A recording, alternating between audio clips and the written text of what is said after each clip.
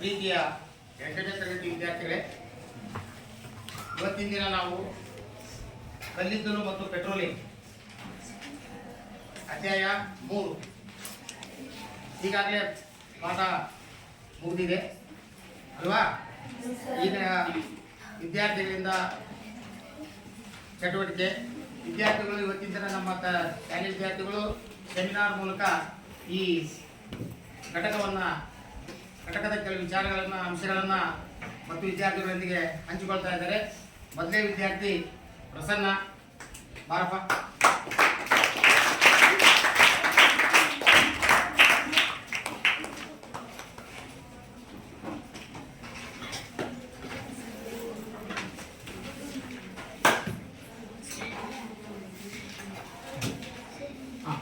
ಧೈರ್ಯವಾಗಿ ನಿನಗೇನು ಬರುತ್ತಾ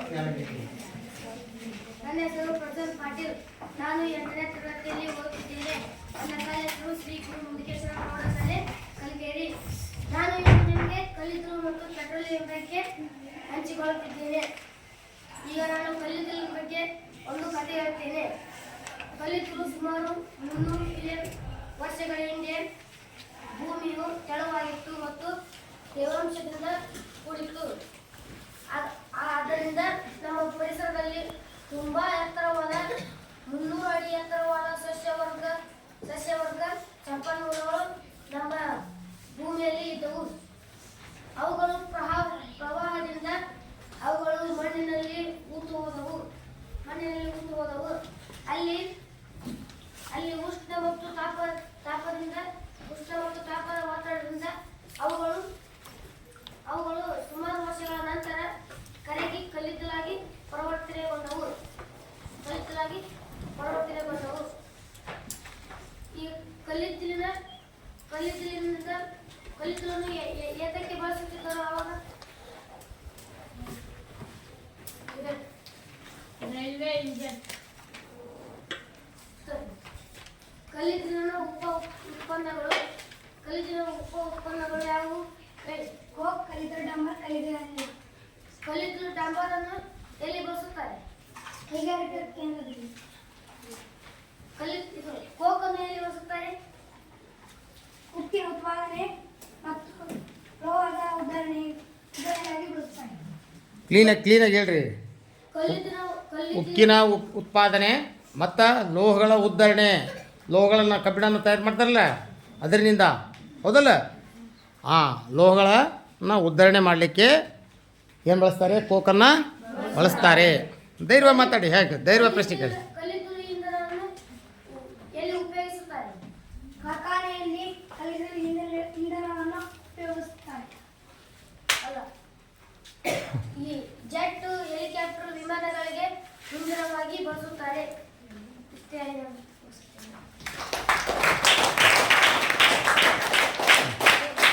ಹೋಗಪ್ಪ, ನೀನು ನೀಟಾಗಿ ಹೇಳಿ, ಹೆದರಬಾರ್ದು, ಆರಾಮ್ ಹೇಳಿ. ಮಧ್ಯಾಹ್ನದ ಶುಭೋದಯಗಳು. ನಾನು ನನ್ನ ಹೆಸರು ಮುಖಪ್ಪಪ್ಪ. ನಾನು 8ನೇ ತರಗತಿಯಲ್ಲಿ ಓದುತ್ತಿದ್ದೇನೆ. ನನ್ನ ಶಾಲೆಯ ಹೆಸರು ಶ್ರೀ ಗುರು ಮುಖೇಶ್ವರ ಪ್ರೌಢಶಾಲೆ. ನಿಮಗೆ ನಾನು ಕಲ್ಲಿದ್ದಲು ಪೆಟ್ರೋಲಿಯಂ ಪಾಠವಾದ ನಿಮಗೆ ಕಲ್ಲಿದ್ದಲ ಬಗ್ಗೆ ಒಂದೆರಡು ವಿಚಾರಗಳನ್ನು ತಿಳಿಸಲು ಬಯಸುತ್ತೇನೆ. ನಮಗೆ ಮಾನವರಿಗೆ ಮೂಲಭೂತವಾಗಿ ನೈಸರ್ಗಿಕದಿಂದ ದೊರಕುವ ಕೆಲವು ನೈಸರ್ಗಿಕದಿಂದ ದೊರಕುತ್ತವೆ, ಕೆಲವು ಮಾನವ ನಿರ್ಮಿತವಾಗಿ ದೊರಕುತ್ತವೆ.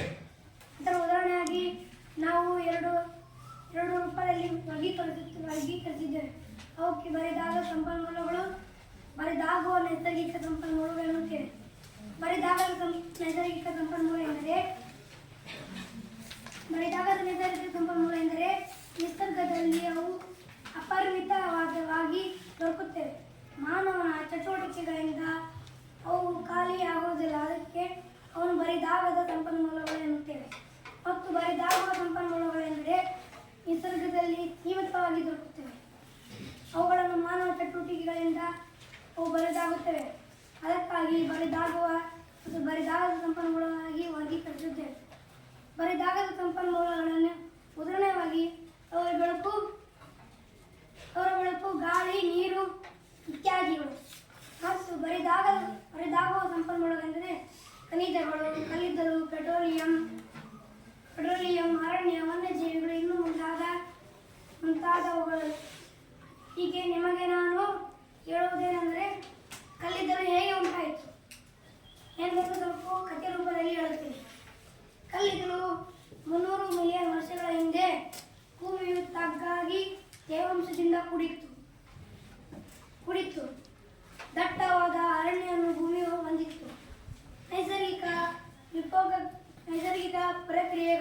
ವಿಕೋಪ ನೈಸರ್ಗಿಕ ವಿಕೋಪ ವಿಕೋಪದಲ್ಲಿ ಅವು ಭೂಮಿಯ ಆಳಕ್ಕೆ ಹೋಯಿತು. ಹೋದ ನಂತರ ಪ್ರವಾಹದಂಥ ನೈಸರ್ಗಿಕ ಪ್ರಕ್ರಿಯೆಗಳಿಗೆ ಅವು ಆಳಕ್ಕೆ ಹೋಯಿತು. ಹೋದ ನಂತರ ಅವು ತೇವಾಂಶ ತಾಪಮಾನಕ್ಕೆ ಅವು ಹೇಳಿ ಹೆದ್ರ ಬಿಡ. ತಾಪಮಾನಕ್ಕೆ ಅವು ಕಲ್ಲಿದ್ದಲಾಗಿ ಪರಿವರ್ತನೆಗೊಂಡವು. ಮತ್ತು ನಾನು ಕಲ್ಲಿದ್ದಲನ್ನು ಸಂಸ್ಕರಿಸುವಾಗ ಮೂರು ಉಪಕರಣಗಳು ಬಂದವು. ಅವುಗಳೇ ಕೋಕ್, ಕಲ್ಲಿದ್ದಲು ಡಾಂಬರ್, ಕಲ್ಲಿದ್ದಲು ಅನಿಲ. ಈಗ ನಾವು ಕೋಕ್ ಅನ್ನು ನೋಡಿದಾಗ ಇದೊಂದು ಕಠಿಣವಾದ ಕಪ್ಪು ವಸ್ತು. ಇದು ಕಾರ್ಬನಿಯ ಒಂದು ಬಹುತೇಕ ತದ್ರೂಪ. ಇದನ್ನು ನಾವು ಉಕ್ಕಿನ ಉತ್ಪಾದನೆ ಮತ್ತು ಲೋಹಗಳ ಉದಾಹರಣೆಗಳಿಗೆ ಬಳಸುತ್ತೇವೆ. ಮತ್ತು ಕಲ್ಲಿದ್ದಲು ಡಾಂಬರ್ ಇದೊಂದು ಹಿತಕರವಲ್ಲದ ವಾಸನೆಗಳನ್ನು ಒಳಗೊಂಡ ಒಂದು ಕಪ್ಪು ದ್ರವ. ಇದನ್ನು ನಾವು ಔಷಧಿಗಳು, ಸುವಾಸಿತವಾಗಿರುವ ಸುವಾಸನೆಗಳನ್ನು ಮತ್ತು ರಂಗುಗಳನ್ನು, ಛಾಯಾಗ್ರಾಹಕ ಫಿಲ್ಮ್ಗಳನ್ನು ತಯಾರಿಕೆಯಲ್ಲಿ ಮತ್ತು ನ್ಯಾಪ್ಥಲಿನ್ ಗುಳಿಗೆಗಳನ್ನು ಸುಗಂಧ ದ್ರವ್ಯಗಳು ತಯಾರಿಸಲು ನ್ಯಾಪ್ಥಲಿನ್ ಗುಳಿಗೆ, ನುಸಿ ಗುಳಿಗೆ ಅಂತಾರಲ್ಲ, ಗುಳಿಗೆಗಳನ್ನು ತಯಾರಿಸಲು ಇದನ್ನು ಉಪಯೋಗಿಸುತ್ತಾರೆ. ಮತ್ತು ಇನ್ನು ಕಲ್ಲಿದ್ದಲು ಅನಿಲ, ಇದು ಒಂದು ಕೋಕನ್ನು ಸಂಸ್ಕರಿಸುವಾಗ ಈ ಕಲ್ಲಿದ್ದಲು ಅನಿಲವನ್ನು ಪಡೆಯುತ್ತೇವೆ. ಇದನ್ನು ನಾವು ಕಾರ್ಖಾನೆಯ ಇಂಧನವಾಗಿ ಬಳಸುತ್ತೇವೆ. ಇದನ್ನು 1820ರಲ್ಲಿ ಲಂಡನ್ನಲ್ಲಿ ಮೊಟ್ಟಮೊದಲು ಬಳಸುತ್ತಾರೆ. ಮತ್ತು 1820ರಲ್ಲಿ ನ್ಯೂಯಾರ್ಕ್ನ ಬೀದಿ ದೀಪಗಳನ್ನು ಹಚ್ಚಲು ಇದನ್ನು ಬಳಸುತ್ತೇವೆ. ಈಗ ಆದರೆ ನಾನು ಇಷ್ಟು ಹೇಳಿದ್ರಲ್ಲ, ಕೇಳಿಸ್ಕೊಂಡ್ರಾ? ಈಗ ನಾನು ಪ್ರಶ್ನೆ ಕೇಳ್ತೀನಿ, ಹೇಳಬೇಕು. ಈಗ ನೈಸರ್ಗಿಕ ಸಂಪನ್ಮೂಲಗಳೆಂದರೆ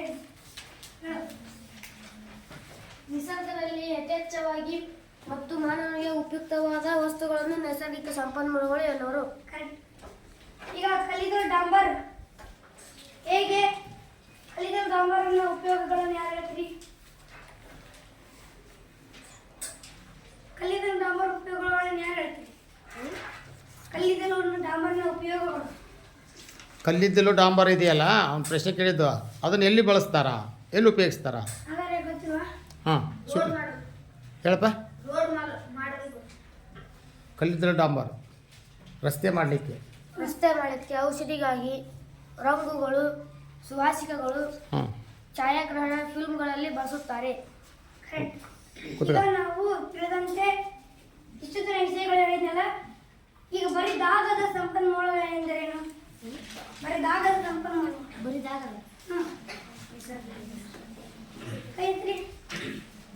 ಹೇಳಿ. ನಿಸರ್ಗದಲ್ಲಿ ಒಂದೇ ರೀತಿ ಸಂಪನ್ಮೂಲಗಳು ಇರ್ತವೆ. ಅವನ್ನ ನಾವು ಎಷ್ಟು ಬಳಸ್ತೀವಿ ಅವು ಒಟ್ಟ ಖಾಲಿ ಆಗಲಾರ್ದಂಥ ಸಂಪನ್ಮೂಲಗಳಿಗೆ ಬದಲಾಗುತ್ತೆ. ಮಾನವನ ಚಟುವಟಿಕೆಯಿಂದ ಬರಿದಾಗದ ಸಂಪನ್ಮೂಲಗಳು ಖಾಲಿಯಾಗದಿದ್ದರೆ ಅದಕ್ಕೆ ಬರಿದಾಗದ ಸಂಪನ್ಮೂಲ. ಈಗ ನಿಮಗೊಂದೆರಡು ಉದಾಹರಣೆ ಕೊಟ್ಟಲ್ಲ, ಹಾಗಾದ್ರೆ ಬರಿದಾಗುವ ಸಂಪನ್ಮೂಲಗಳಿಗೆ ಯಾರು ಉದಾಹರಣೆ ಕೊಡ್ತೀನ? ಹೇಳಿದ್ರೆ ಹೇಳಿ. ಗಾಳಿ, ನೀರು, ಸೌರ ಬೆಳಕು, ಮಣ್ಣು ಇತ್ಯಾದಿ. ಈಗ ನಾನು ಇನ್ನೊಂದು ಪ್ರಶ್ನೆ ಕೇಳ್ತೀನಿ. ಈಗ ನಮಗೆ ಬರಿದಾಗುವ ಸಂಪನ್ಮೂಲಗಳು ಎಲ್ಲಿಂದ ಯಾಕೆ ಬರಿದಾಗುತ್ತವೆ? ಬರಿದಾಗುವ ಸಂಪನ್ಮೂಲಗಳು ಅವನ್ನು ಬರಿದಾಗ ಸಂಪನ್ಮೂಲಗಳಿಗೆ ಉದಾಹರಣೆ ಕೊಡಿ. ನಾನು ಹೇಳಿಲ್ಲ. ಅರಣ್ಯ, ವನ್ಯಜೀವಿಗಳು, ಖನಿಜಗಳು, ಕಲ್ಲಿದ್ದಲು, ಪೆಟ್ರೋಲಿಯಂ, ನೈಸರ್ಗಿಕ ಅನಿಲ ಇತ್ಯಾದಿ.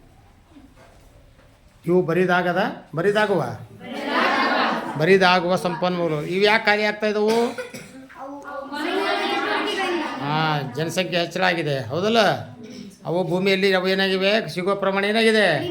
ಕಡಿಮೆ ಆಗಿದೆ ಹೌದಲ್ಲ ಹಾಂ ಹಾಗಾಗಿ ಅವುಗಳ ಬಳಕೆ ಜಾಸ್ತಿ ಆದಂಗೆ ಅವು ಭೂಮಿಯಲ್ಲಿ ಏನಾಗ್ತಾ ಇದ್ದಾವೆ ಖಾಲಿ ಆಗ್ತಾವೆ ಹೌದಾ ಮುಂದಿನ ದಿನಮಾನಗಳಲ್ಲಿ ಅವು ಸಿಗೋದಿಲ್ಲ ಮತ್ತೆ ಉತ್ಪತ್ತಿ ಆಗಬೇಕಾದ್ರೆ ಲಕ್ಷಾಂತರ ವರ್ಷಗಳು ಬೇಕು ಹೌದಲ್ಲ ಹೇಳಿದ್ದಿಲ್ಲ ಮತ್ತೆ ತಿಳ್ಕೊಂಡಿರಲ್ಲ ಹಾಂ ಮತ್ತೆ ಕೂತ್ಕೊಳ್ಳಿ ಈ ವಿಚಾರವನ್ನು ಹಂಚಿಕೊಂಡಿದ್ದಕ್ಕೆ ಧನ್ಯವಾದ.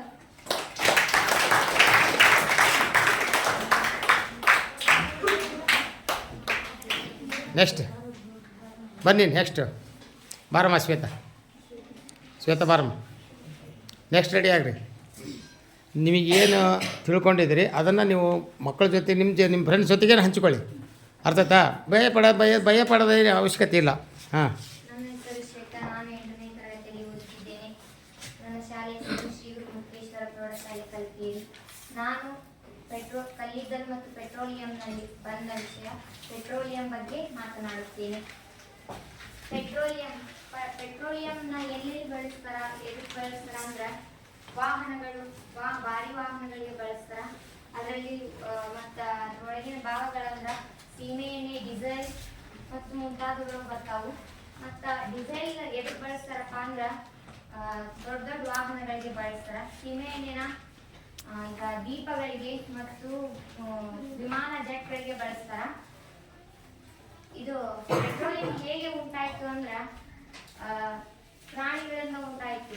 ಸಮುದ್ರದಲ್ಲಿ ಇರುವಂತಹ ಮೀನು ಸತ್ತು ಆಳಕ್ಕೆ ಇಳಿದು ಕೊಳತು ಅವು ಭೂಮಿ ತಾಪ ಮತ್ತು ತೇವಾಂಶದಿಂದ ಪೆಟ್ರೋಲಿಯಂ ಉಂಟಾಗಿದೆ.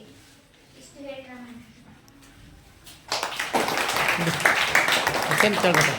ಕ್ವಶನ್ ಕೇಳ್ಬೇಕಾದ್ರೆ ಒಂದು 3-4 ಕ್ವಶನ್ ಕೇಳ್ಬೇಕು ನೀವು. ಹಾಂ ಬಾರಮ್ಮ ನೀನು ವಾಣಿ ನಿಮಗೇನು ತೋಚುತ್ತೋ ಅದನ್ನು ನಿಮ್ಮ ಫ್ರೆಂಡ್ಸ್ ಜೊತೆಗೆ ಹಂಚಿಕೊಳ್ಳಿ ಹಂಚಿಕೊಳ್ಳ್ರಿ.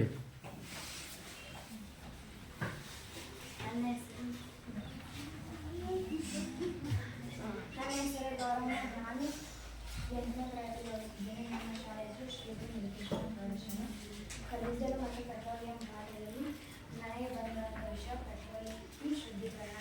ಪೆಟ್ರೋಲ್ನ ಯಾವ ರೀತಿ ಶುದ್ಧೀಕರಣ ಮಾಡ್ತಾರೆ ಅಂದ್ರೆ ಅದನ್ನು ಒಂದು ದೊಡ್ಡ ಮಿಷನ್ಗಳನ್ನು ಹಾಕಿ ಅದನ್ನು ಒಂದು ಕಾರ್ಬನೀಕರಣದಿಂದ ಒಂದು ಆಕ್ಸಿಜನ್ ಇದರ ಒಂದೊಂದು ಥರ ಮಾಡ್ತಾರೆ. ಸೀಮೆ ಎಣ್ಣೆನ ಒಂದನ್ನು ರೆಡಿ ಮಾಡಿ ಅದನ್ನು ಪೆಟ್ರೋಲಿಯಂನ ಶುದ್ಧಾಗಿ ಮಾಡ್ತಾರೆ. ಅದಕ್ಕೆ ಪೆಟ್ರೋಲಿಯಂ ಶುದ್ಧೀಕರಣ. ಮತ್ತು ಬೇರೆ ಹೇಳಿ ಮಾತಾಡು.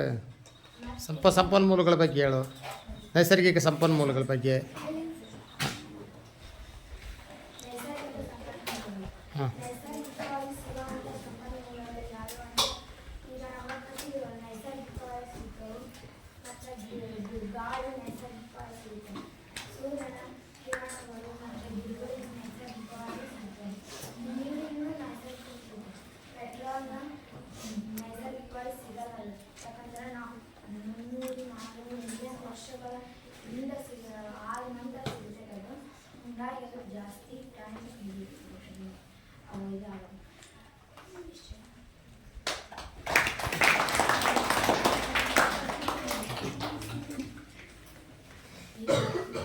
ಬಾರಮ್ಮ ಹೇಳು. ನನ್ನ ಹೆಸರು ವಿಜಯಲಕ್ಷ್ಮಿ. ನಾನು 8ನೇ ತರಗತಿಯಲ್ಲಿ ಓದುತ್ತಿದ್ದೇನೆ. ನನ್ನ ಶಾಲೆ ಹೆಸರು ಶ್ರೀ ಗುರು ಮುಕ್ತೇಶ್ವರ ಪ್ರೌಢಶಾಲೆ. ಕಲ್ಲಿದ್ದಲು ಮತ್ತು ಪೆಟ್ರೋಲಿಯಂ ಅದರಲ್ಲಿ ಬಂದಂಥ ವಿಷಯ ಕಲ್ಲಿದ್ದಲು ಅನಿಲವನ್ನು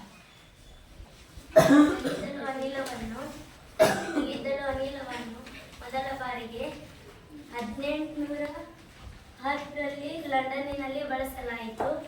ಅನಂತರ 1820ರಲ್ಲಿ ನ್ಯೂಯಾರ್ಕ್ನಲ್ಲಿ ಬಳಸಲಾಯಿತು. ಅದನ್ನು ಉಷ್ಣದ ಮೂಲವಾಗಿ ಬೀದಿ ದೀಪಗಳನ್ನಾಗಿ ಉರಿಸಲಾಯಿತು. ಇಷ್ಟೇ ನನ್ನ ಚಟುವಟಿಕೆ.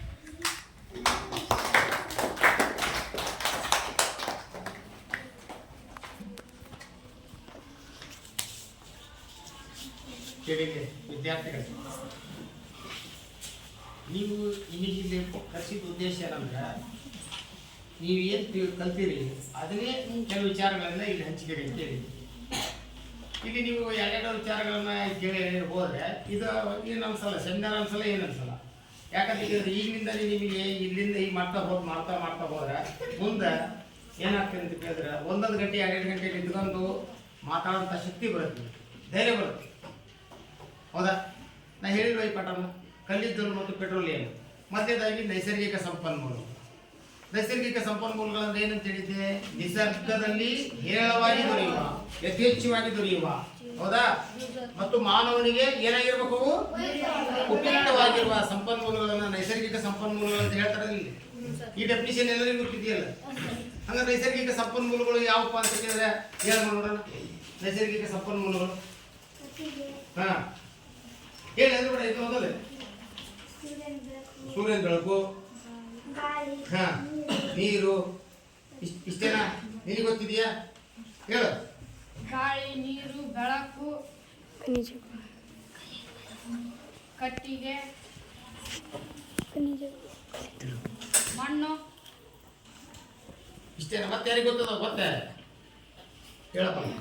ಕಲ್ಲಿದ್ದಲು, ಪೆಟ್ರೋಲಿಯಂ, ಖನಿಜಗಳು, ಸಸ್ಯಗಳು, ನಮ್ಮ ಸುತ್ತಮುತ್ತಲು ಅದಾವಲ್ಲ, ಇಲ್ಲ ಮರಗಳು, ಕಡ್ಡಿ ಕಾಣ್ತಾವಲ್ಲ, ಮರಗಳದಾವಲ್ಲ, ಬೆಟ್ಟ ಗುಡ್ಡಗಳದಾವಲ್ಲ, ಹೌದಲ್ಲ? ಬೆಟ್ಟ ಗುಡ್ಡಗಳಲ್ಲಿ ಏನೈತಿ? ಕಲ್ಲು ಬಂಡೆಗಳದಾವು, ಮಣ್ಣು ಐತಿ, ಗಿಡ ಮರಗಳದಾವು, ಪ್ರಾಣಿ ಪಕ್ಷಿಗಳದಾವು. ಇವೆಲ್ಲ ನಿಸರ್ಗದಲ್ಲಿ ಸಿಗುವಂತ ವಸ್ತುಗಳು ತಾನೆ. ಭೂಮಿ ಆಳೊಳಗೆ ಸಿಗ್ತವೆ. ಕಲ್ಲಿದ್ದಲು, ಪೆಟ್ರೋಲು ಅವೆಲ್ಲ ಸಿಗ್ತಾವಲ್ಲ. ನಂತರ ಈ ನೈಸರ್ಗಿಕ ಸಂಪನ್ಮೂಲಗಳನ್ನ ಅವುಗಳು ಸಿಗುವ ಪ್ರಮಾಣದ ಮೇಲೆ ಏನ್ ಮಾಡಿದ್ರು? 2 ವಿಧಗಳಾಗಿ ವಿಂಗಡಣೆ ಮಾಡಿದ್ರು. ಒಂದು ಬರಿದಾಗುವ ಸಂಪನ್ಮೂಲಗಳು, ಇನ್ನೊಂದು ಬರಿದಾಗದ ಸಂಪನ್ಮೂಲಗಳು. ಬರಿದಾಗುವ ಸಂಪನ್ಮೂಲಗಳು ಅಂದ್ರೆ ಯಾರು ಹೇಳ್ತೀರಿ? ಕೆಲವು ಸಂಪನ್ಮೂಲಗಳನ್ನ ಎಷ್ಟು ಬಳಸಿದ್ರು ಏನಾಗಲ್ಲವು? ಖಾಲಿ ಆಗಲ್ಲ. ಉದಾಹರಣೆ ಯಾವುದು? ಸೂರ್ಯನ ಬೆಳಕು. ಸೂರ್ಯನ ಬೆಳಕು ನಾವು ಹುಟ್ಟೇವಿ, ನಮ್ಮ ತಂದೆಯರು ಹುಟ್ಟ್ಯಾರ, ಅವರು ಎಲ್ಲ ಹೋದ, ನಮ್ಗೆ ಗೊತ್ತಾಗಿದ್ದಾಗಲೂ ಇತ್ತು. ನಾವು ಮುಂದೆ ಸತ್ ಮೇಲೆ ಇರ್ತತಿ, ಹೌದಲ್ಲ? ಮನುಷ್ಯ ಎಲ್ಲಿವರೆಗೂ ಇರ್ತಾನೋ ಅಲ್ಲಿವರೆಗೂ ಸೂರ್ಯ ಬೆಳಕಿದ್ದೇ ಇರುತ್ತೆ. ಗಾಳಿ ಸಿಗ್ತತಿಲ್ಲ, ನೀರು ಯಥೇಚ್ಛವಾಗಿದೆಯಿಲ್ಲ. ಹಂಗಾದ್ರೆ ಇಂಥ ಸಂಪನ್ಮೂಲಗಳು ಏನಿವು? ಬರಿದಾಗದ ಸಂಪನ್ಮೂಲ. ಇನ್ನು ಬರಿದಾಗುವ ಸಂಪನ್ಮೂಲಗಳು ಅಂತಂದ್ರೆ ಹಾ ಬರಿದಾಗುವ ಅಂತ ಕೇಳಿದ್ರೆ ಮಾನವನಿಗೆ ಅವು ಸಂಪನ್ಮೂಲ ಸಿಗೋದು ಪರಿಮಿತ. ಇವು ಕೆಲವು ಸಂಪನ್ಮೂಲಗಳು ಅಪರಿಮಿತ. ಪರಿಮಿತ ಅಂದ್ರೆ ಏನು? ಕಡಿಮೆ ಪ್ರಮಾಣದಲ್ಲಿ ಸಿಗ್ತವೆ. ನಂತರ ಅವು ಏನಾಗ್ತಾ ಇದಾವೆ? ಮಾನವ ಅದನ್ನ ಏನ್ ಮಾಡಿದ್ದಾನೆ? ಈಗ ಆಲ್ರೆಡಿ ಹೆಚ್ಚು ಹೆಚ್ಚು ಬಳಸಿ ಅವು ಖಾಲಿ ಆಗ್ತಾ ಇದ್ದಾವೆ. ಆದ್ರೆ ಅವು ಖಾಲಿ ಆದ್ಮೇಲೆ ಮುಂದಿನ ದಿನಮಾನಗಳಲ್ಲಿ ಅವು ಏನಾಗೋದಿಲ್ಲ, ಸಿಗಲ್ಲ. ಇಂಥ ಸಂಪನ್ಮೂಲಗಳಿಗೆ ಏನಂತ ಕರೀತಾರೆ ಅಂತ ಹೇಳಿದೆ?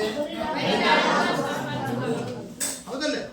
ಹಾಗಾದ್ರೆ ಈಗ ನಾವೀಗ ಬರಿದಾಗುವ ಸಂಪನ್ಮೂಲಗಳ ಬಗ್ಗೆ ನಾವು ಅಧ್ಯಯನ ಮಾಡೋಣ ಇವತ್ತಿನ ದಿನ. ಯಾವ್ದು? ಕಲ್ಲಿದ್ದಲು ಮತ್ತು ಪೆಟ್ರೋಲಿಯಂ ಅಂತ ಹೇಳಿದೆ. ಈಗಾಗಲೇ ನಾವು ಕೆಲವು ಮಕ್ಕಳು ಕಲ್ಲಿದ್ದಲು ಬಗ್ಗೆ ಹೇಳಿದ್ರಿ ಮತ್ತು ಪೆಟ್ರೋಲಿಯಂ ಬಗ್ಗೆ ಹೇಳಿದ್ರಿ. ಆದರೆ ನೀವು ಹೇಳೋಂಥ ವಿಚಾರ ಬಹಳ ಸ್ವಲ್ಪ ಆಯಿತು. ಪೆಟ್ರೋಲಿಯಂ ಹೇಗೆ ಸಿಗುತ್ತೆ? ಪೆಟ್ರೋಲಿಯಂ ಹೇಗೆ ದೊರೆಯುತ್ತೆ? ನಂತರ ಪೆಟ್ರೋಲಿಯಮನ್ನು ಹೇಗೆ ಶುದ್ಧೀಕರಣ ಮಾಡ್ತಾರೆ? ನಂತರ ಪೆಟ್ರೋಲಿಯಂ ಶುದ್ಧೀಕರಣದಿಂದ ಯಾವ್ಯಾವ ವಸ್ತುಗಳು ಉತ್ಪತ್ತಿ ಆಗ್ತವೆ, ಘಟಕಗಳು ಉತ್ಪತ್ತಿ ಆಗ್ತವೆ ಮತ್ತು ಅವುಗಳ ಉಪಯೋಗ. ನಂತರ ಈ ನೈಸರ್ಗಿಕ ಸಂಪನ್ಮೂಲಗಳನ್ನು ನಾವು ಮಿತವಾಗಿ ಬಳಸಬೇಕು ಅನ್ನೋ ಕೆಲವು ವಿಚಾರಗಳನ್ನು ನೀವು ಹೇಳಬೇಕಾಗಿದೆ. ಯಾರಾದರೂ ಬಂದು ಹೇಳ್ತೀರಿ? ಯಾರಾದರೂ ಬರ್ತೀರಿ? ಯಾರಾದರೂ ಬಂದು ಹೇಳ್ತೀರಿ? ಬಾರಪ್ಪ, ನೀನು ಹೇಳಪ್ಪ.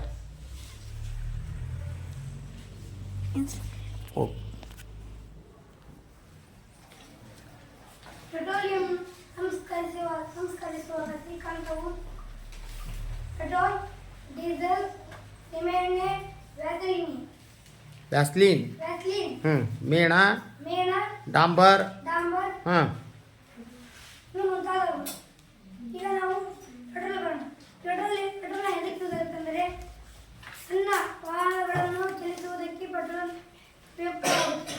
ಮತ್ತು ಡೀಸೆಲ್ ಭಾರೀ ವಾಹನಗಳು ಮತ್ತು ವಿದ್ಯುತ್ ಜನಕಗಳಿಗೆ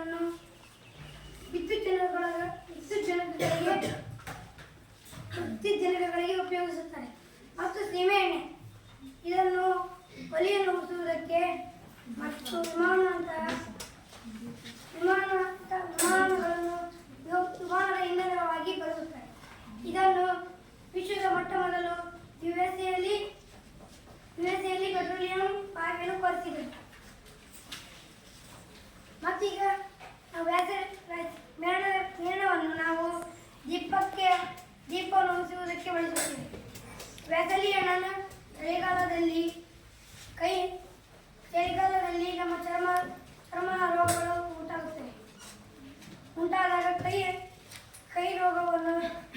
ಈಗ ಚಳಿಗಾಲದಾಗ ಚರ್ಮ ಏನು ಬರುತ್ತೆ, ಬಿರಿ ಬರುತ್ತೆ, ಹೌದಾ?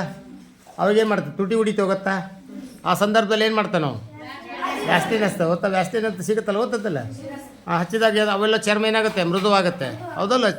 ಚಳಿಗಾಲದಲ್ಲಿ ನಮ್ಮ ಚರ್ಮವನ್ನು ರಕ್ಷಣೆ ಮಾಡೋಕ್ಕೋಸ್ಕರ ಏನನ್ನು ಬಳಸ್ತೀವಿ? ವ್ಯಾಸ್ಲಿನ್ ಬಳಸ್ತೀವಿ. ನಂತರ ಅಪಕರ್ಷಕ ತೈಲ ಉತ್ಪತ್ತಿ ಆಗುತ್ತೆ ಪೆಟ್ರೋಲಿಯಂ ಶುದ್ಧೀಕರಣ ಮಾಡುವಾಗ. ಅದನ್ನ ಎದಕ್ಕೆ ಬಳಸ್ತಾರೆ? ಘರ್ಷಣೆಯನ್ನು ನಿವಾರಣೆ ಮಾಡುತ್ತದು.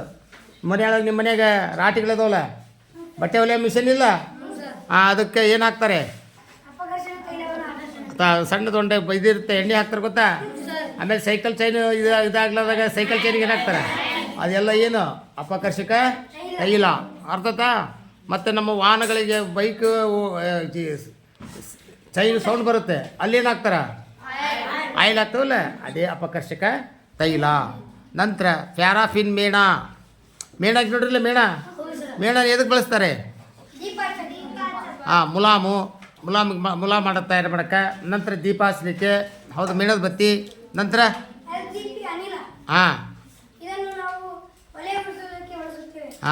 ಒಲೆ ಅಡುಗೆ ಮಾಡಲಿಕ್ಕೆ ಬಳಸ್ತೀವಿ, ಗೃಹ ಬಳಕೆ ಇಂಧನವಾಗಿ ಬಳಸ್ತೀವಿ. ನಂತರ ಕೈಗಾರಿಕೆ ಇಂಧನವಾಗಿ ಬಳಸ್ತೀವಿ. ನಂತರ ವಾಹನಗಳನ್ನು ಓಡಿಸ್ಲಿಕ್ಕೆ ಬಳಸ್ತೀವಿ, LPG, ಹೌದಲ್ಲ? ಜೊತೆಗೆ ಇನ್ನೊಂದಿದೆ, ನೈಸರ್ಗಿಕ ಅನಿಲ CNG, ಸಂಕುಚಿತ ನೈಸರ್ಗಿಕ ಅನಿಲ ಅಂತ ಕರೀತಾರೆ. ಸಂಕುಚಿತ ನೈಸರ್ಗಿಕ ಅನಿಲ ಅದನ್ನು ಎದಕ್ಕೆ ಬಳಸ್ತಾರೆ? ಅದನ್ನು ಸಹ ಗೃಹ ಬಳಕೆ ಇಂಧನವಾಗಿ ಬಳಸ್ತಾರೆ, ವಾಹನಗಳನ್ನು ನಡೆಸಲಿಕ್ಕೆ ಬಳಸ್ತಾರೆ, ಮತ್ತು ಕೈಗಾರಿಕೆಗಳೇ ಇಂಧನವಾಗಿ ಬಳಸ್ತಾರೆ. ಕೈಗಾರಿಕೆಗಳಂದರೆ ಈ ಫ್ಯಾಕ್ಟ್ರಿಗಳದವಲ್ಲ, ಆ ಫ್ಯಾಕ್ಟ್ರಿಗಳಲ್ಲಿ ಏನು ಮಾಡ್ತಾರೆ? ವಸ್ತುಗಳನ್ನು ತಯಾರು ಮಾಡ್ತಾರಲ್ಲ, ಆ ವಸ್ತುಗಳನ್ನು ತಯಾರು ಮಾಡೋಕ್ಕೆ ಏನು ಬೇಕು? ಇಂಧನ ಬೇಕು, ಹೌದಾ?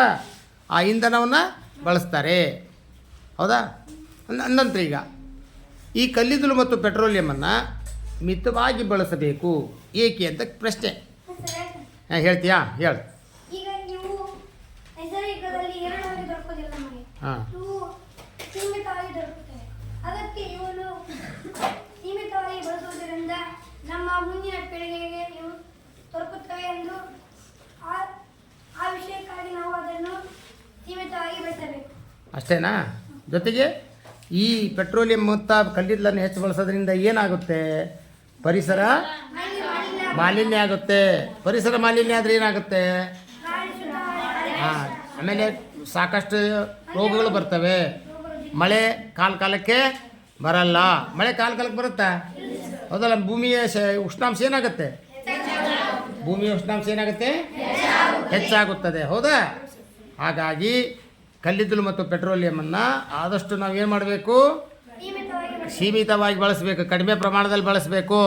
ಮತ್ತು ಮುಂದಿನ ಪೀಳಿಗೆ ಇರೋವರೆಗೂ, ಮುಂದಿನ ಪೀಳಿಗೆಗೆ ಬೇಗ ಕಲ್ಲಿದ್ದಲು ಅಂದರೆ ಹೇಗಿರ್ತೈತಿ, ಪೆಟ್ರೋಲ್ ಅಂದರೆ ಏನಂತ ಅವ್ರಿಗೆ ಗೊತ್ತಾಗಬೇಕಲ್ವ? ಅದಕ್ಕೋಸ್ಕರ ಅವುಗಳನ್ನು ಏನು ಮಾಡಬೇಕು? ಕಡಿಮೆ ಪ್ರಮಾಣದಲ್ಲಿ ಬಳಸಬೇಕು. ಅರ್ಥಾಯ್ತಾ? ಮತ್ತೆ ಯಾರಾದರೂ ಈ ವಿಷಯವಾಗಿ ಹೇಳ್ತೀರಿ? ಪ್ರಸನ್ನ, ಇನ್ನೂ ಸ್ವಲ್ಪ ಏನಾದ್ರು ಹೇಳ್ತೀಯಾ? ಮತ್ತೆ ಹನುಮಂತ, ಉಮೇಶ, ಸಲ್ಮಾ, ನೀನು ಬಿಡು, ಹೇಳ್ತಾನಿಂದಲ್ಲಮ್ಮ ನೀನು. ನೇತ್ರ,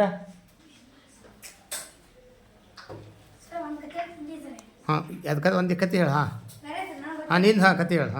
ಒಂದು ಹಳ್ಳಿಯಲ್ಲಿ, ಆ ಹಳ್ಳಿಯಲ್ಲಿ ಸುಮಾರು 2-3 ವರ್ಷಗಳಾದರೂ ಮಳೆ ಬರುತ್ತಿರಲಿಲ್ಲ.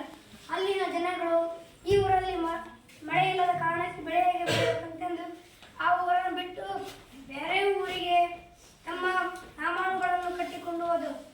ಆದರೆ ಒಬ್ಬ ಅಜ್ಜ, ಬೇಡ, ನಾನು ಇಲ್ಲಿ ಬಾವಿ ಕೊರೆಸ್ತೀನಿ, ಆ ಬಾವಿಯಲ್ಲಿ ಎಷ್ಟು ಆದರೂ ಸಿಗಲಿ ಅವರಿಗೆ, ಆ ಬಾವಿಯಲ್ಲಿ ನೀರು ಬಂದರೆ ನಾನು ಸಾಕು ಎಂದು ಅಲ್ಲೇ ಕುಂತು ಕಷ್ಟಪಟ್ಟು ತನ್ನ ಹೊಲ ಮನೆಯನ್ನು ಎಲ್ಲ ಮಾರಿ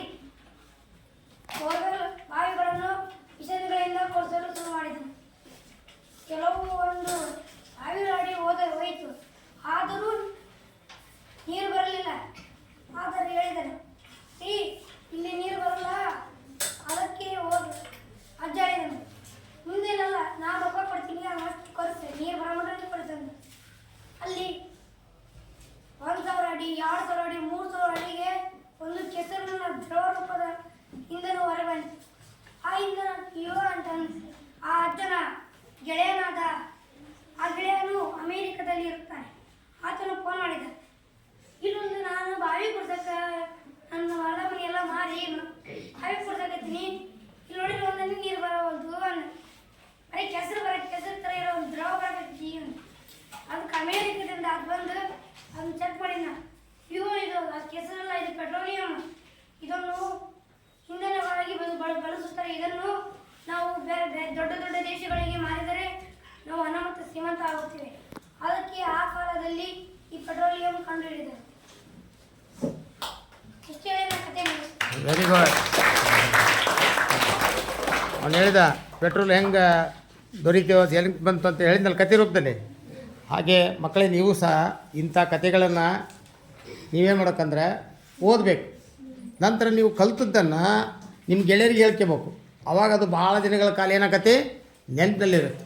ಇರ್ತತಿಲ್ಲ? ಹಾಂ, ಅದಕ್ಕೆ ನೆಕ್ಸ್ಟು ಪಾಠದಲ್ಲಿ ಪಾಠ ಮಾಡಿದಾಗ ನಂತರ ನೀವು ಏನು ಮಾಡೋದಂದ್ರೆ ಚಟುವಟಿಕೆಗಳನ್ನು ಮಾಡಬೇಕು.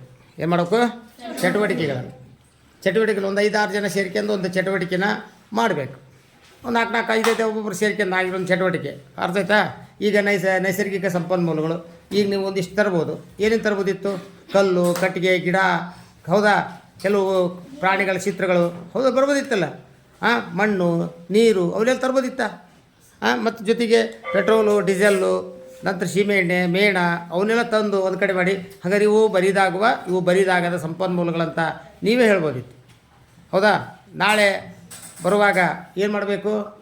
ಬರಿದಾಗುವ ಮತ್ತು ಬರಿದಾಗದ ಸಂಪನ್ಮೂಲಗಳು ನಿಮ್ಮ ಯಾವ್ಯಾವುದವನ ಅವನೊಂದು ಸ್ವಲ್ಪ ತೊಗೊಂಬನ್ನಿ. ತರ್ತೀರಿ? ಜೊತೆಗೆ ಪಾಠವನ್ನು ಕ್ಲೀನಾಗಿ ಅರ್ಥ ಮಾಡ್ಕೋಬೇಕು. ಪಾಠವನ್ನು ಏನು ಮಾಡಬೇಕು? ಕ್ಲೀನಾಗಿ ಅರ್ಥ ಮಾಡ್ಕೊಂಡು ನಂತರ ಅದನ್ನು ಒಬ್ರಿಗೊಬ್ರಿಗೆ ಕೇಳೋದು ಮಾಡಬೇಕು. ಡಿಸ್ಕಷನ್ ಮಾಡಬೇಕು. ಡಿಸ್ಕಷನ್ ಮಾಡಲಿಲ್ಲ ಅಂದರೆ ಯಾವ ವಿಷಯನೂ ಅರ್ಥ ಆಗಲ್ಲ.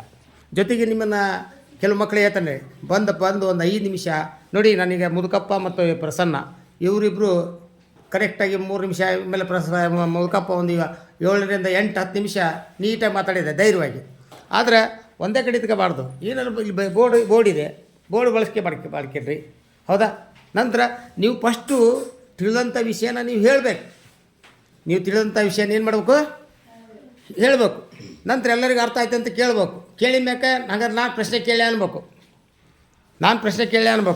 ಆಯ್ತು ಕೇಳಿ ಅನ್ಬೇಕು. ಆವಾಗ ಪ್ರಶ್ನೆಗಳು ಅವ್ರು ಕೇಳ್ತಾರೆ ಮಕ್ಕಳು. ನೀವು ಕೇಳ್ಬೇಕು ನಮಗೆ. ಹೌದಾ? ಪ್ರಶ್ನೆಗಳಿಗೆ ಕೇಳಿದಾಗ ನಾವು ಅವುಗಳನ್ನ ನೀಟಾಗಿ ಉತ್ತರಿಸ್ಬೇಕು. ಮತ್ತು ನಾವು ಪ್ರಶ್ನೆ ಕೇಳಿದಾಗ ನೀವು ಸಹ ಎಲ್ಲ ಪ್ರಶ್ನೆಗಳಿಗೂ ಉತ್ತರವನ್ನು ಹೇಳಂಗಾದ್ರೆ ನೀವು ನಿಜವಾಗ್ಲೂ ಪಾಠ ಅರ್ಥ ಆಗೈತಿ ಅಂತ ಅರ್ಥ. ಹಂಗೆ ಸುಮ್ಮನೆ ಬಂದು ಕುತ್ಕೊಂಡು ಹೋದರೆ ಪಾಠ ಅರ್ಥ ಆಗಿಲ್ಲ ಅಂತ. ಮುಂದಿನ ತರಗತಿಯೊಳಗೆ ಮುಂದಿನ ಕ್ಲಾಸ್ನೊಳಗೆ ಮಾಡ್ತಿರಲ್ಲ? ಹಂಗಾರೆ ನಿಮಗೆ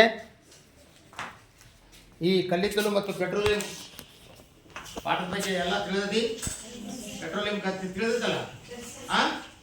ನೈಸರ್ಗಿಕ ಸಂಪನ್ಮೂಲಗಳು.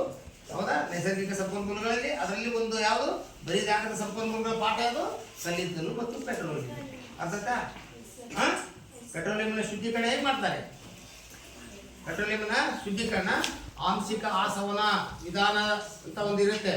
ಆಂಶಿಕ ಆಸವನ ವಿಧಾನದಲ್ಲಿ ಪೆಟ್ರೋಲಿಯಂನ್ನು ಹಾಕಿ ನಂತರ ಅವುಗಳ ಕುದಿಯುವ ಬಿಂದುಗಳನ್ನು ಬಳಸಿ ಘಟಕಗಳನ್ನು ಏನು ಮಾಡ್ತಾರೆ? ಬೇರ್ಪಡಿಸ್ತಾರೆ. ಪೆಟ್ರೋಲಿಯಂನಲ್ಲಿರುವ ವಿವಿಧ ಘಟಕಗಳನ್ನು ಬೇರ್ಪಡಿಸುವ ಪ್ರಕ್ರಿಯೆಗೆ ಏನಂತ ಕರೀತಾರೆ? ಪೆಟ್ರೋಲಿಯಂ ಶುದ್ಧೀಕರಣ. ಆ ಪೆಟ್ರೋಲಿಯಂ ಶುದ್ಧೀಕರಣ ಮಾಡಿದಾಗ ಯಾವ್ಯಾವ ಪ್ರಾಡಕ್ಟ್ಗಳು, ಘಟಕಗಳು ಉತ್ಪತ್ತಿ ಆಗ್ತವೆ? ಒಂದೇದು LPG, ಎರಡನೇದು ಪೆಟ್ರೋಲ್, ಮೂರನೇದು ನಾಲ್ಕನೇದು ಸೀಮೆಎಣ್ಣೆ, ನಂತರ ಪ್ಯಾರಾಫಿನ್ ಮೇಣ, ಅಪಕರ್ಷಕ ತೈಲ. ಹೌದಾ? ನಂತರ ವ್ಯಾಸಲಿನ್, ಪ್ಯಾರಾಫಿನ್ ಮೇಣ, ವ್ಯಾಸ್ಲಿನ್. ಆ ಪ್ಯಾರಾಫಿನ್ ಮೇಣದಾಗ ವ್ಯಾಸ್ಲಿನ್ ಬರುತ್ತೆ. ಹೌದಾ? ಹಂಗಾರೆ ಅವುಗಳು ಉಪಯೋಗ ಅಂತ ಗೊತ್ತಿದೆ. ಹೌದಾ? LPG ಎಲ್ಲಿ ಬಳಸ್ತಾರೆ? ಡೀಸೆಲ್ ಎದಕ್ಕೆ ಬಳಸ್ತಾರೆ? ಡೀಸೆಲ್ ಎದಕ್ಕೆ ಬಳಸ್ತಾರಪ್ಪ? ಭಾರಿಯಾದ ವಾಹನ ಅಂದ್ರೆ ಏನು? ಭಾರಿ ವಾಹನ ಅಂದ್ರೆ ಉದಾಹರಣೆ ಈಗ ಲಾರಿಗಳು ಸಾಕಷ್ಟು ವಸ್ತುಗಳನ್ನ ಟನ್ ಗಟ್ಟಲೆ ಒಯ್ಬೇಕಾಗತ್ತೆ. ಅವುಗಳನ್ನು ಒಯ್ಬೇಕಾದ್ರೆ ಪೆಟ್ರೋಲ್ ಆಗಲ್ಲ. ಅದಕ್ಕೆ ಏನಾಗಬೇಕು? ಡೀಸೆಲ್ ಇಂಜಿನ್ ಬೇಕು. ಹೌದಲ್ಲ? ದೊಡ್ಡ ದೊಡ್ಡ ವಸ್ತುಗಳನ್ನು ಕೊಂಡೊಯ್ಬೇಕಾದ್ರೆ ಯಾವ್ದು ಬೇಕು? ಡೀಸೆಲ್ ಬೇಕು. ಆ ಭಾರಿ ವಾಹನಗಳಿಗೆ ಡೀಸೆಲನ್ನು ಬಳಸ್ತಾರೆ. ಮತ್ತು ವಿದ್ಯುತ್ ಜನಕಗಳು ನಡಿಬೇಕಾದ್ರೆ ಡೀಸೆಲನ್ನು ಬಳಸ್ತಾರೆ. ಅರ್ಥ ಆಯ್ತಾ? ಹಾಗಾದ್ರೆ ಈಗ ಪೆಟ್ರೋಲ್ ಇದಕ್ಕೆ ಬಳಸ್ತಾರಪ್ಪ? ಪೆಟ್ರೋಲ್ ಇದಕ್ಕೆ ಬಳಸ್ತಾರೆ. Bike car, car scooty scooter, bike, ಸಣ್ಣ ಸಣ್ಣ ವಾಹನಗಳಿಗೆ ಹೌದಲ್ಲ, ಹಗುರ ವಾಹನಗಳಿಗೆ ಬಳಸ್ತಾರೆ. ಹೌದಾ? ಪೆಟ್ರೋಲ್ ಇಂಜಿನ್, ಡೀಸೆಲ್ ಇಂಜಿನ್ ಅಂತ ಹೇಳೋದು ಇಂಜಿನ್ಗಳು. ಹೌದಾ? ಪೆಟ್ರೋಲ್ ಇಂಜಿನ್ಗೆ ಪೆಟ್ರೋಲ್ ಹಾಕಬೇಕು, ಡೀಸೆಲ್ ಇಂಜಿನ್ಗೆ ಡೀಸೆಲ್ ಹಾಕಬೇಕು. ಹೌದಲ್ಲ? ನಂದು ಕುದುಗ. ಈಗ ಅಪಕರ್ಷಕ ತೈಲ ಅಂತ ಆಗಲೇ ಹೇಳಿದ. ಅಪಕರ್ಷಕ ತೈಲ ಎದಕ್ಕೆ ಬಳಸ್ತಾರೆ? ಎಂಜಿನ್ಗಳ ಘರ್ಷಣೆಯನ್ನ ಕಡಿಮೆ ಮಾಡುದು. ಎಂಜಿನ್ಗಳ ಘರ್ಷಣೆಯನ್ನ ಕಡಿಮೆ ಮಾಡುದು. ಎಂಜಿನ್ಗಳ ಘರ್ಷಣೆ ಆದ್ರೆ ವರ್ಕ್ ಇದಾಗತ್ತೆ, ನಂತರ ಅವು ಸ್ಟಕ್ ಆಗ್ತವೆ, ನಂತರ ಏನ್ ಹಿಡಿತವೆ, ತುಕ್ಕು ಹಿಡಿದಿರ್ತವೆ. ಅವಾಗ ಆ ಅಪಕರ್ಷಕ ತೈಲ ಹಾಕಿದ್ರೆ ಏನಾಗುತ್ತೆ, ಅವು ಮತ್ತೆ ಸರಳವಾಗಿ ಕೆಲಸ ಮಾಡ್ತವೆ, ಹೀಟ್ ಆಗಲ್ಲ. ಏನಾಗಲ್ಲ? ಹೀಟ್ ಆಗಲ್ಲ. ಹೌದಲ್ಲ? ಹಾಗಾಗಿ ಅಪಕರ್ಷಕ ತೈಲಗಳನ್ನ ಬಳಸ್ತಾರೆ. ಅರ್ಥ? ಓಕೆ. ನಂತರ ಪ್ಯಾರಾಫಿನ್ ಮೇಣಗಳು, ಆ ಮೇಣಗಳನ್ನ ಮುಲಾಮ್ಗಳ ತಯಾರಿಕೆಯಲ್ಲಿ ಬಳಸ್ತಾರೆ. ನಂತರ ಮೇಣದ ಬಜ್ಜಿಯನ್ನು ತಯಾರು ಮಾಡ್ಲಿಕ್ಕೆ ಬಳಸ್ತಾರೆ, ವ್ಯಾಸ್ಲಿನ್ ತಯಾರು ಮಾಡ್ಲಿಕ್ಕೆ ಬಳಸ್ತಾರೆ. ಈ ರೀತಿ ಇಷ್ಟು ಹೇಳೋದಪ್ಪ ತಿಳ್ಕೊಳ್ಳೋದು. ನಂತರ ಇವು ಏನು ಮಾಡಬೇಕು, ನೈಸರ್ಗಿಕ ಸಂಪನ್ಮೂಲಗಳನ್ನು, ಬರಿದಾಗುವ ಸಂಪನ್ಮೂಲಗಳನ್ನು ಏನು ಮಾಡಬೇಕು, ಮಿತವಾಗಿ ಬಳಸಬೇಕು. ಮಿತವಾಗಿ ಬಳಸೋದ್ರಿಂದ ನಮ್ಮ ಪರಿಸರ ಮಾಲಿನ್ಯ ಆಗೋದಿಲ್ಲ. ಹೌದಾ? ನಂತರ ಮುಂದಿನ ಪೀಳಿಗೆಗೆ ಈ ಇಂಧನಗಳು ಇರಲೇಬೇಕು. ಹೌದಲ್ಲ? ಬೇಕು ಬೇಡುವ? ಹಾಗಾಗಿ ಅವುಗಳನ್ನು ಆದಷ್ಟು ನಾವೇನು ಮಾಡಬೇಕು, ಕಡಿಮೆ ಬಳಸಬೇಕು. ಆಯ್ತಾ ಮಕ್ಕಳೇ? ಮುಂದಿನ ತರಗತಿ ಒಳಗೆ ನೀಟಾಗಿ ಕ್ಲೀನಾಗಿ ಕಲ್ಕೊಂಡು ನಿಮಗೇನಾರ ತಿಂದಾಗಲಿಂದ್ರೆ ಆಮೇಲೆ ಚಟುವಟಿಕೆ ಮೂಲಕನ ಮಾಡ್ಬೇಕು. ನೀವು ಮಾಡ್ತಿರಲ್ಲ? ಮುಂದಿನ ತರಗತಿ ಮಾಡ್ತಿರಲ್ಲ? ಓಕೆ. ಎಲ್ಲರಿಗೂ ನಮಸ್ಕಾರ.